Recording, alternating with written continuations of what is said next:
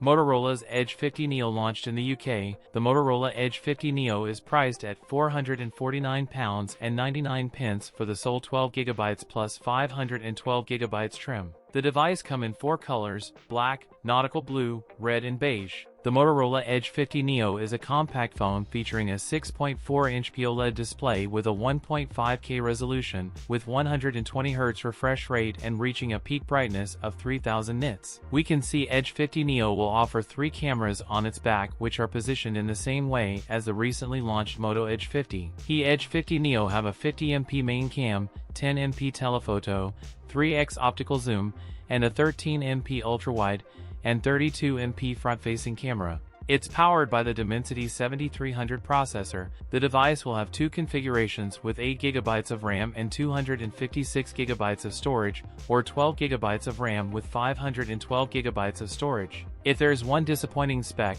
it is the 4310 mAh battery capacity, which is a 14% decline from last year's, with 68W fast charging support. That's it for today's video. If you enjoyed it, don't forget to like, comment, and subscribe for more content. Thanks for watching, and I'll see you in the next one.